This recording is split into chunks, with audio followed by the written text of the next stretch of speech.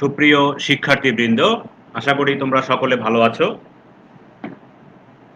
আজকে আমাদের এই চলমান লাইভ ক্লাসের অষ্টম ক্লাস চলছে। তো অষ্টম ক্লাসে আমার সাবজেক্ট তোমরা জানোই যে electronic engineering fundamentals, subject code হচ্ছে 66822।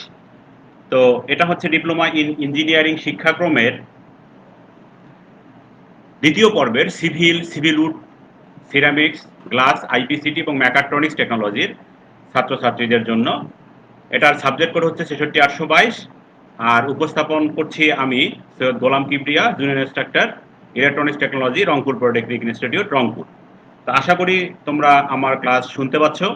তা আজকের লাইভ ক্লাস 8-এ, অষ্টম লাইভ ক্লাসে তোমাদেরকে স্বাগতম জানাচ্ছি। শুনতে পাচ্ছ নিশ্চয়ই?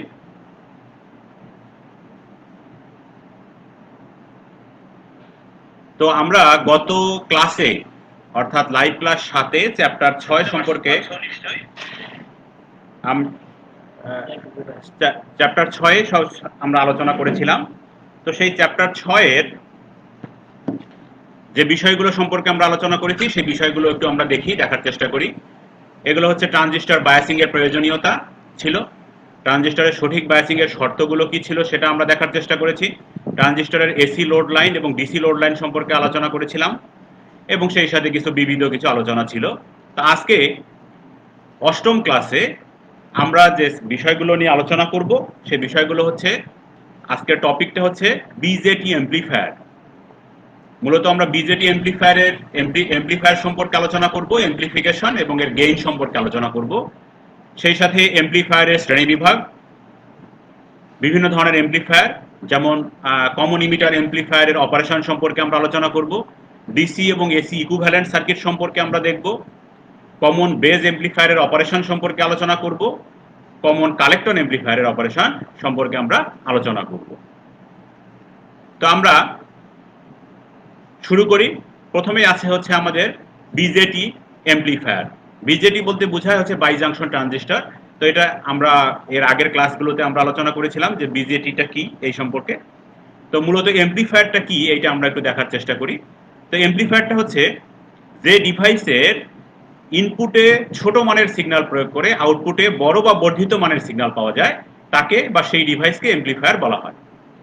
এমপ্লিফিকেশনের ক্ষেত্রে যদি বাইপোলার জাংশন ট্রানজিস্টর ব্যবহার করা হয় তবে তাকে বলা হচ্ছে বিজেটি এমপ্লিফায়ার। তাহলে আমরা এমপ্লিফায়ার বলতে কি বুঝি, যে এর ইনপুটে আমরা যে সিগন্যালটা দিব আউটপুটে আমরা বর্ধিত আকারে সেই সিগন্যালটা আমরা আউটপুটে পাবো। তো এক্ষেত্রে মেইন যে কম্পোনেন্টটা আমরা ব্যবহার করি সেটা হচ্ছে ট্রানজিস্টর। সেক্ষেত্রে যদি আমরা বাইপোলার জাংশন ট্রানজিস্টর ব্যবহার করি বা বিজেটি ব্যবহার করি তাহলে সেটাকেই বলা হবে আমাদের BJD amplifier.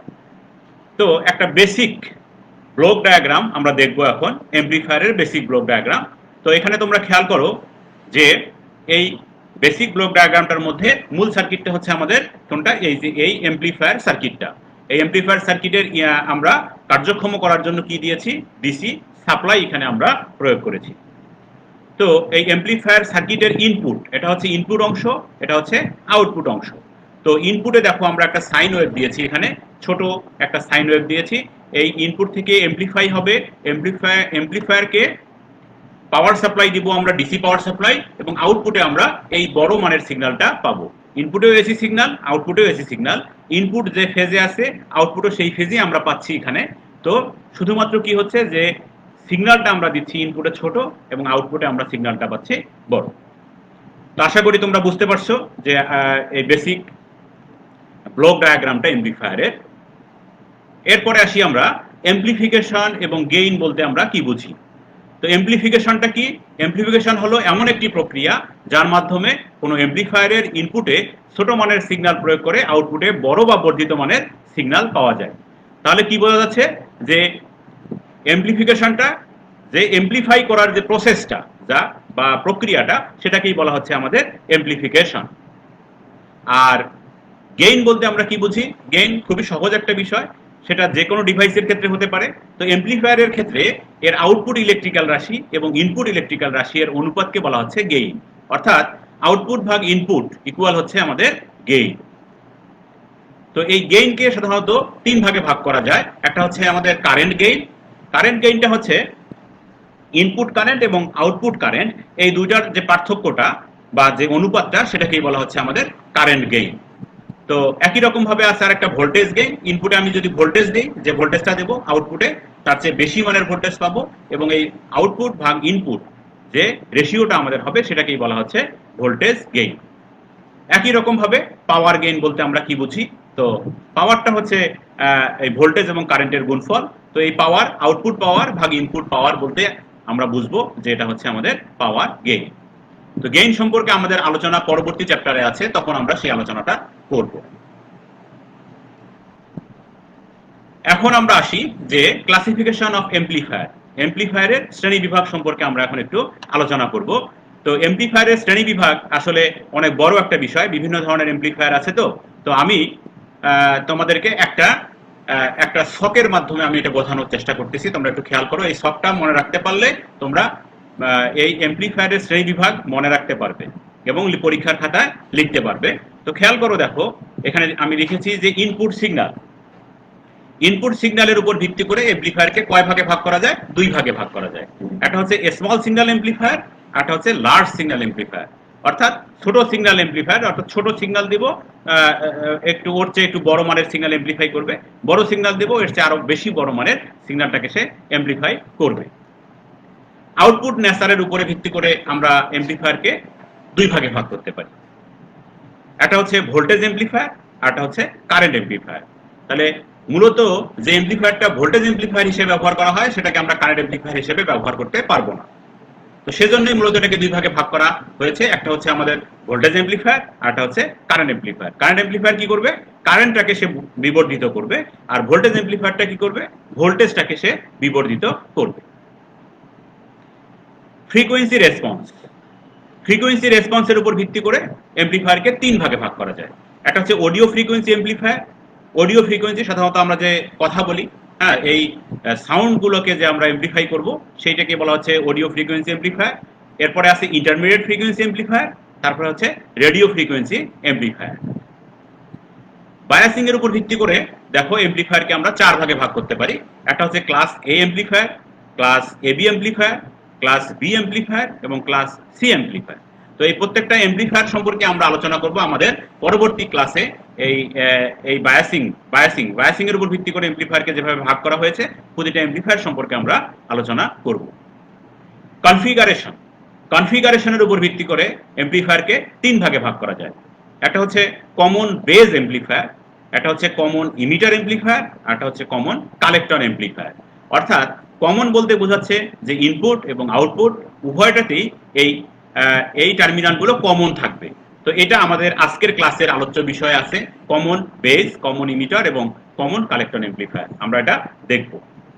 Load resistance, output load রেজিস্ট্যান্সের উপর ভিত্তি করে এমপ্লিফায়ারকে দুই ভাগে ভাগ করা যায়। একটাকে বলা হচ্ছে টিউন এমপ্লিফায়ার, একটা হচ্ছে আনটিউন এমপ্লিফায়ার। স্টেজের উপর ভিত্তি করে আমার এমপ্লিফায়ারকে আমরা দুই ভাগে ভাগ করতে পারি। একটা হচ্ছে সিঙ্গেল স্টেজ এমপ্লিফায়ার, একটা হচ্ছে মাল্টি স্টেজ এমপ্লিফায়ার। অর্থাৎ একটা স্টেজ, অর্থাৎ একটা আমাদের ব্লক থাকবে, একবারই আমরা শুধুমাত্র এটাকে এমপ্লিফাই করতে পারবো, এটাকে বলা হচ্ছে সিঙ্গেল স্টেজ। আর মাল্টি স্টেজ হচ্ছে একবার এমপ্লিফাই করব, তারপরে হচ্ছে এটাকে আবার এমপ্লিফাই করব, যে আউটপুটটা পাবো সেটাকে আমরা আবার এমপ্লিফাই করব, এটাকে বলা হচ্ছে মাল্টি স্টেজ। এরকম একের অধিক থাকবে আর কি মাল্টি স্টেজ এমপ্লিফায়ারের ক্ষেত্রে। এরপর আছে কাপলিং এর উপর ভিত্তি করে। তো এই যে স্টেজ, বিভিন্ন স্টেজ গুলোতে আমরা কিভাবে জোড়া দিব এমপ্লিফায়ার, একটা আউটপুটটাকে আর একটা ইনপুটে আমরা কিভাবে দেব, সেটার উপর ভিত্তি করে এমপ্লিফায়ারকে আবার তিন ভাগে ভাগ করা যায়। একটা হচ্ছে সরাসরি বা ডাইরেক্ট কাপল এমপ্লিফায়ার বলা হয় এটাকে, একটা হচ্ছে আরসি কাপলড এমপ্লিফায়ার, অর্থাৎ রেজিস্ট্যান্স এবং ক্যাপাসিটরের মাধ্যমে আমরা সংযোগ করব। একটা হচ্ছে ট্রান্সফরমার কাপলড এমপ্লিফায়ার। ট্রান্সফরমারকে আমরা সাধারণত এক্স ফরমার দ্বারা প্রকাশ করে থাকি, এটা তোমরা জানো। তো এটা হচ্ছে ট্রান্সফরমার কাপল এমপ্লিফায়ার। একটা ছোট ট্রান্সফরমার দিয়ে এর আউটপুটটাকে পরবর্তী এমপ্লিফায়ারের, প্রথম এমপ্লিফায়ারের আউটপুটকে দ্বিতীয় এমপ্লিফায়ারের ইনপুটে কানেকশন দেওয়ার জন্য আমরা ছোট মানের ট্রান্সফরমার ব্যবহার করব। তো এটাই হচ্ছে মূলত হচ্ছে আমাদের কাপলিং এর উপর ভিত্তি করে এমপ্লিফায়ারকে তিন ভাগে ভাগ করা যায়। তো আমরা দেখলাম যে মোটামুটি এই হচ্ছে এমপ্লিফায়ারের শ্রেণী বিভাগ।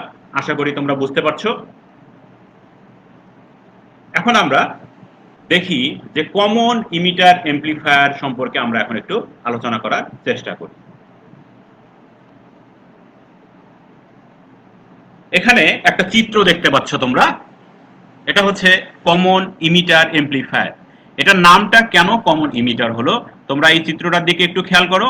এটা হচ্ছে একটা ট্রানজিস্টর। এটা কি ট্রানজিস্টর? তীর চিহ্নটা বাহিরের দিকে আছে, এটা হচ্ছে আমাদের এনপিএন ট্রানজিস্টর। তো এই এনপিএন ট্রানজিস্টরের ইমিটারকে দেখো, আমি ইনপুটেও কানেকশন দিয়েছি আবার আউটপুটেও কানেকশন দিয়েছি। তাহলে কি হলো যে ইমিটার যে টার্মিনালটা আছে, এই ইমিটার টার্মিনালটা কমন অবস্থায় আছে। কোথায় কমন অবস্থায় আছে?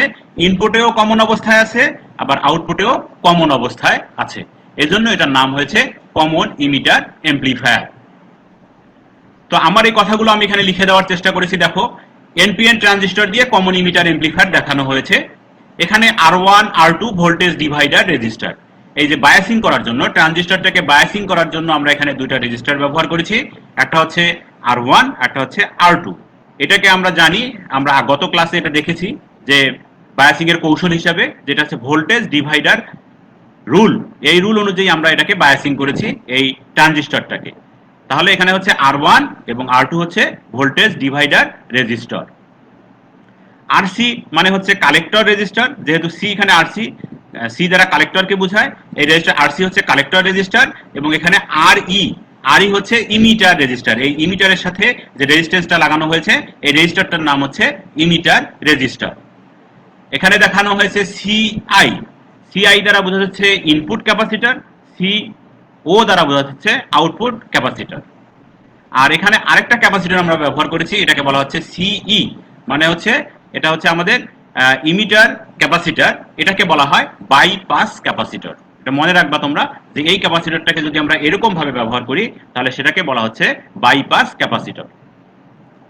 তো আমরা এই কমন ইমিটার এমপ্লিফায়ারের অপারেশন সম্পর্কে এখন আমরা একটু আলোচনা করব। তোমরা একটু মনোযোগ দিয়ে খেয়াল করবে। আমি খুব সংক্ষেপে তোমাদেরকে বোঝানোর চেষ্টা করেছি, খুব অল্প কথায় আমি এটাকে তোমাদেরকে বোঝানোর চেষ্টা করব। এখন দেখো, খেয়াল করো, পজিটিভ হাফ সাইকেলের জন্য ইনপুটে প্রদত্ত ফরওয়ার্ড বায়াস বাড়তে থাকে। যখন আমি এখানে ইনপুটে ফরওয়ার্ড বায়াস দেব, ইনপুটে প্রদত্ত ফরওয়ার্ড বায়াস কি হবে? পজিটিভ হাফ সাইকেল যখন এখানে যাবে এর ইনপুটে, তখন কি হবে? এর ইমিটার কারেন্ট আইই এবং আইসি কালেক্টর কারেন্ট বৃদ্ধি পাবে, এবং কি হবে? ভিসিই হ্রাস পাবে। অর্থাৎ কালেক্টর ইমিটার ভোল্টেজটা কি হবে? কমে যাবে, যা আউটপুটকে কি করবে? নেগেটিভের দিকে নিয়ে যাবে। দেখো, খেয়াল করো, আউটপুটটাকে কি করতেছে? নেগেটিভের দিকে নিয়ে আসতেছে। ক্লিয়ার? তাহলে আমি আবার বলি, দেখো, পজিটিভ হাফ সাইকেলের জন্য ইনপুটে প্রদত্ত ফরওয়ার্ড বায়াস বাড়তে থাকে। এর ফলে কি হয়? ইমিটার কারেন্ট এবং কালেক্টর কারেন্ট বৃদ্ধি পেতে থাকে। কিন্তু কি হয়? এখানকার কালেক্টর ইমিটার যে ভোল্টেজটা আছে ভিসিই, এটা কমে যাবে, এবং কমতে কমতে এমন অবস্থায় যাবে যে সেটা জিরোকেও অতিক্রম করে নেগেটিভের দিকে সে বৃদ্ধি পাবে। আবার খেয়াল করো, দেখো, এখন দেখি নেগেটিভ হাফ সাইকেলের জন্য কি হয়। নেগেটিভ হাফ সাইকেলের জন্য ইনপুটে প্রদত্ত ফরওয়ার্ড বায়াস কি হবে? হ্রাস পাবে। যেহেতু নেগেটিভ, সেহেতু সে কমে যাবে, এবং কি হবে? ইমিটার কারেন্ট এবং কালেক্টর কারেন্ট কি হবে? কমে যাবে। আগে যেরকম বেড়ে গেছিল, এখন সেটা কি হবে? কমে যাবে। এবং এখানকার কালেক্টর ইমিটার ভোল্টেজটা কি হবে? বৃদ্ধি পাবে, যা আউটপুটকে পজিটিভের দিকে নিয়ে যাবে। তাহলে কি হলো? পজিটিভ হাফ সাইকেলের জন্য কি হচ্ছে? নেগেটিভের দিকে হচ্ছে বিবর্ধিত আকারে আমরা সিগন্যালটা পাচ্ছি, আবার নেগেটিভ হাফ সাইকেলের জন্য আমরা পজিটিভের দিকে বিবর্ধিত আকারে আমরা আউটপুট সিগন্যালটা পাচ্ছি। তাহলে বিষয়টা কি দাঁড়ালো? দেখো, ফলে ইনপুটে প্রদত্ত সিগন্যাল আউটপুটে বিবর্ধিত আকারে আউট অফ ফেজ, অর্থাৎ 180 ডিগ্রি ফেজ ডিফারেন্স হবে। অর্থাৎ আমি যদি ইনপুটে পজিটিভ দেই প্রথমে, তাহলে বিবর্ধিত আকারে আউটপুটে আমি নেগেটিভ অংশটা পাবো, আর তারপরে হচ্ছে নেগেটিভ অংশ দিলে আউটপুটে আমি হচ্ছে পজিটিভ অংশটা পাবো। যদি আমি প্রথমে নেগেটিভ দেই, তাহলে কিন্তু এখানে পজিটিভ দিকে আমরা পাবো, তারপরে পজিটিভ দিলে পজিটিভ অংশটা পাবো। তো এটা কিন্তু খুব ইম্পর্টেন্ট একটা বিষয়, যে কমন ইমিটার এমপ্লিফায়ারের আমরা যে সিগন্যালটা দেব, পজিটিভ অংশের জন্য নেগেটিভ দিকে এর হচ্ছে এমপ্লিফাই হবে, এবং নেগেটিভ অংশের জন্য পজিটিভ দিকে এমপ্লিফাই হবে, এবং এটা 180 ডিগ্রি ফেজ অ্যাঙ্গেলে আমরা আউটপুটটাকে পাবো। এটা কিন্তু খুব ইম্পর্টেন্ট, তোমরা এটা একটু মনোযোগ দিয়ে দেখবে। পরীক্ষায় এই এমপ্লিফায়ারটা পরীক্ষায় প্রায়ই আসে। এরপরে আমাদের আলোচনার বিষয় হচ্ছে common emitter amplifier. Common emitter এমপ্লিফায়ারের কি দেখবো এখন আমরা বৈশিষ্ট্যটা দেখব। দেখো এই বৈশিষ্ট্যটা আমি তোমাদেরকে একটা চার্টের মধ্যে দেখিয়ে দিয়েছি। কমন ইমিটার ট্রানজিস্টর এমপ্লিফায়ারের ক্যারেক্টারিস্টিক্স, এটার ভোল্টেজ গেইন মিডিয়াম বা মধ্যম মানের হয়ে থাকে, কারেন্ট গেইনটাও মধ্যম মানের, পাওয়ার গেইন কিন্তু অনেক হাই। তাহলে এটাকে আমরা কি হিসেবে ব্যবহার করতে পারি? পাওয়ার এমপ্লিফায়ার হিসেবে আমরা এটাকে ব্যবহার করতে পারি। Input output phase relationship, input output phase relationship আমি একটু আগে বলেছি, এটা হবে কত? 180 ডিগ্রি আউট অফ ফেজে থাকবে। Input resistance medium, output resistance medium. তাহলে এটার যে ক্যারেক্টারিস্টিক্স, এই ক্যারেক্টারিস্টিক্স অনুযায়ী আমরা কমন ইমিটার এমপ্লিফায়ারকে বিভিন্ন কাজে আমরা খুব সহজেই ব্যবহার করতে পারি।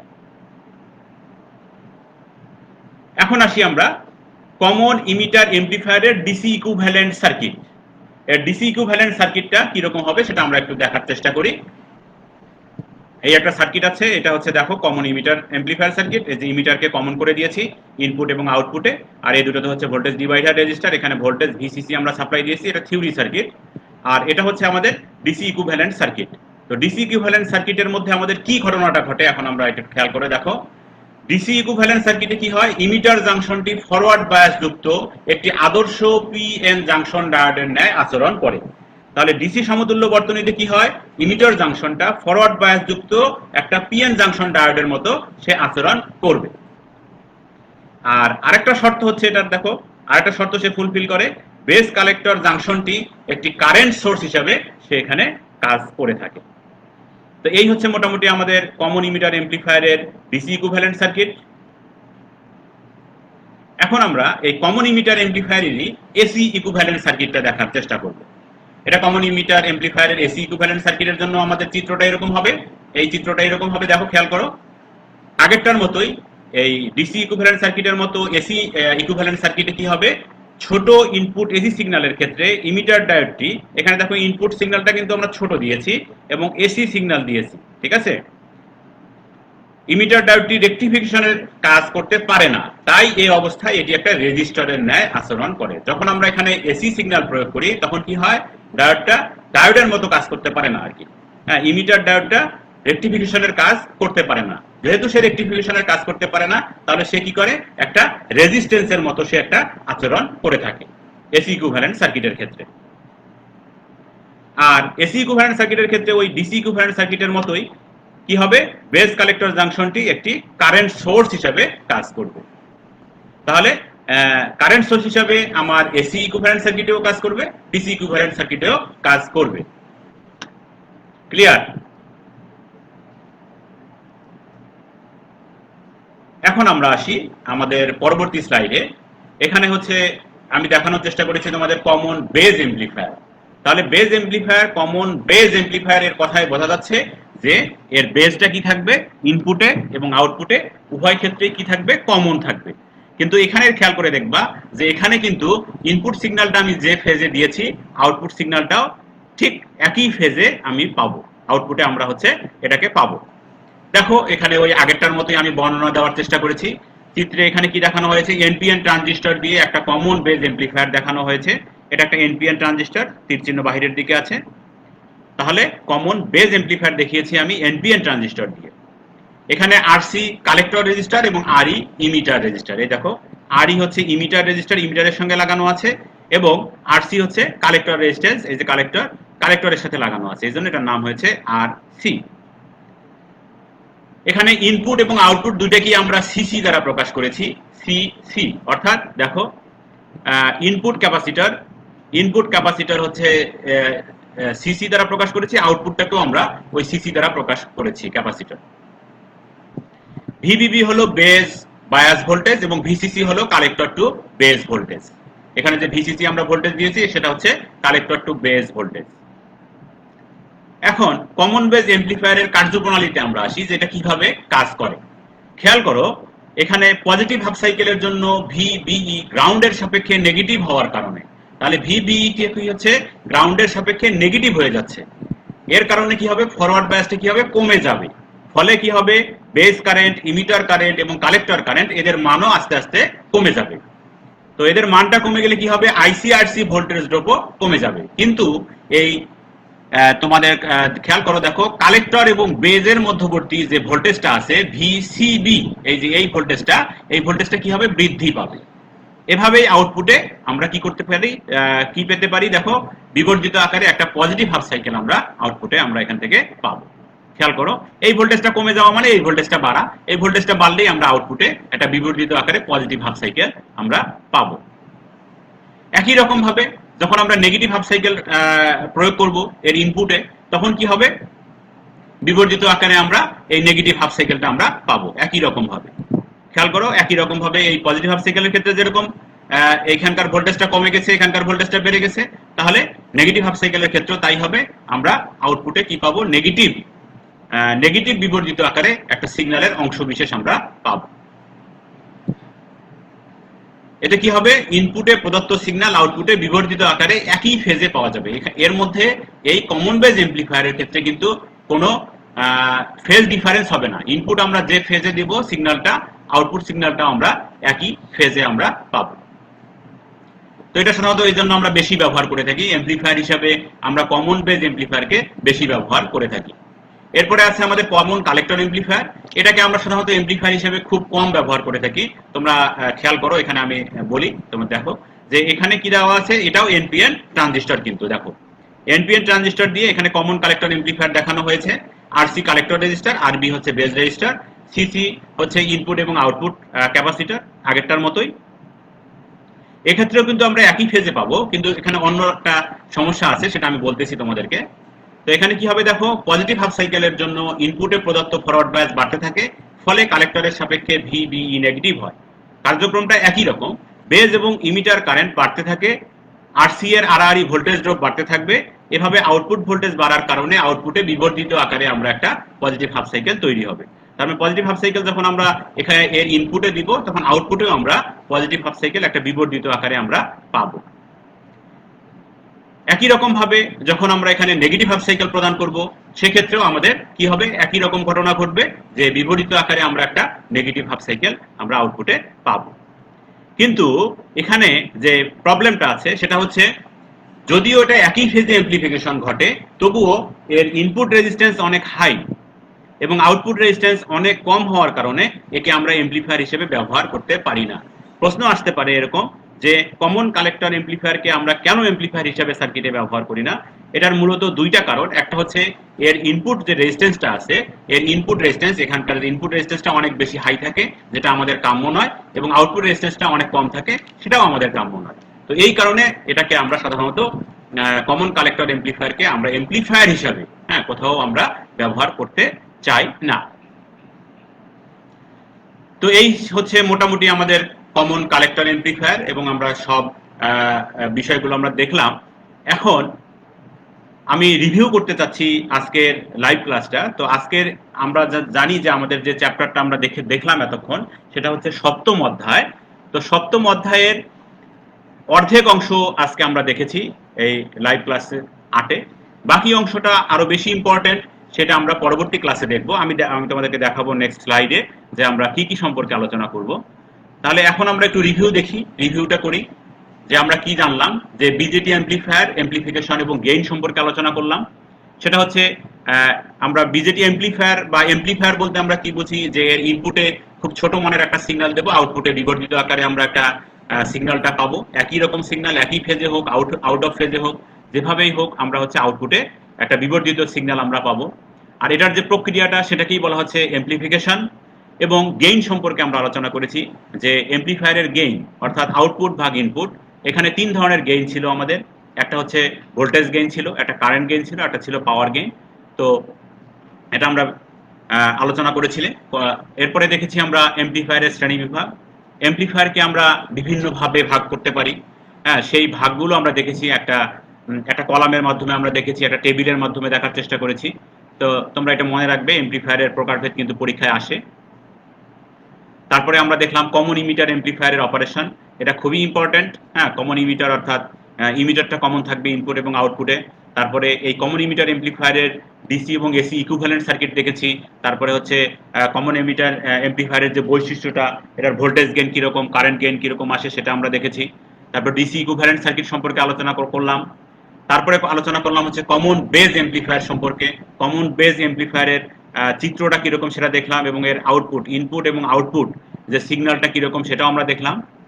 কমন বেসটাকেও আমরা ব্যবহার করতে পারি বিভিন্ন জায়গায়, কারণ এটা হচ্ছে একই ফেজে থাকে এর ইনপুট এবং আউটপুট।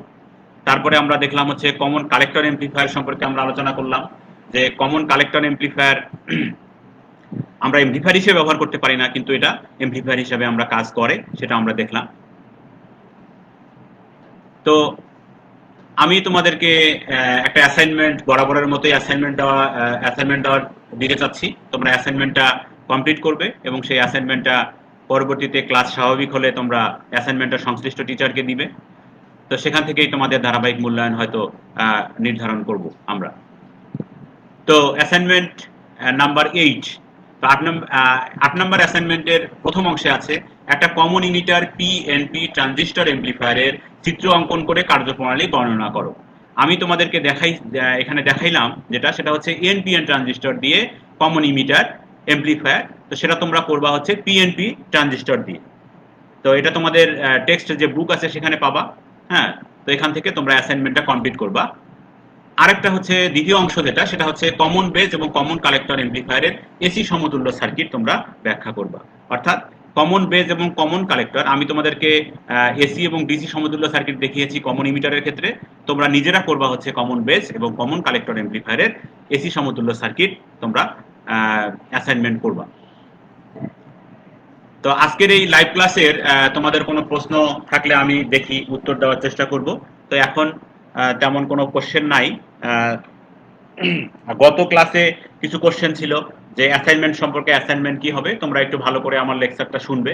তো শুনলে তোমরা হচ্ছে বুঝতে পারবে যে আসলে অ্যাসাইনমেন্টটা আমি কিভাবে করতে বলছি এবং কিভাবে জমা দিতে বলছি সংশ্লিষ্ট টিচারদের কাছে।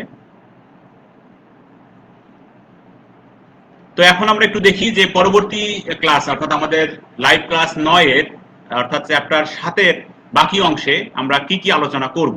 এটা একটু তোমরা দেখে আসবা। কমন বেস, কমন ইমিটার এবং কমন কালেক্টর এমপ্লিফায়ারের বৈশিষ্ট্যগত পার্থক্য, অর্থাৎ এই তিনটে এমপ্লিফায়ারের বৈশিষ্ট্যের মধ্যে যে পার্থক্যগুলো আছে, এই পার্থক্যগুলো তোমরা একটু দেখে আসবা। আমি এখানে আলোচনা করব।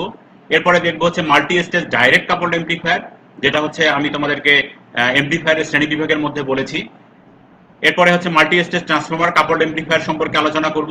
তারপরে আরসি কাপলড এমপ্লিফায়ার সম্পর্কে আলোচনা করব। তারপরে আলোচনা করার চেষ্টা করব পুশ পুল এমপ্লিফায়ার সম্পর্কে। প্রত্যেকটারই একটা একটা করে সার্কিট থাকবে এবং সেই সার্কিট অনুযায়ী আমরা আলোচনা করব। তারপরে হচ্ছে ক্লাস বি পুশ পুল এমপ্লিফায়ার সম্পর্কে আমরা আলোচনা করব এবং এই সংক্রান্ত কিছু গাণিতিক সমস্যা আমরা সমাধান করার চেষ্টা করব লাইভ ক্লাস 9। তো আশা করি আজকের ক্লাসটি তোমরা বুঝতে পেরেছো এবং গত ক্লাসগুলোও তোমরা বুঝতে পেরেছো। তো এই প্রেজেন্টেশনটা, আমার এই প্রেজেন্টেশনটা বা এই লাইভ ক্লাসটা তোমরা বারবার দেখার চেষ্টা করবে, দেখলে তোমাদের বিষয়গুলো ক্লিয়ার হবে।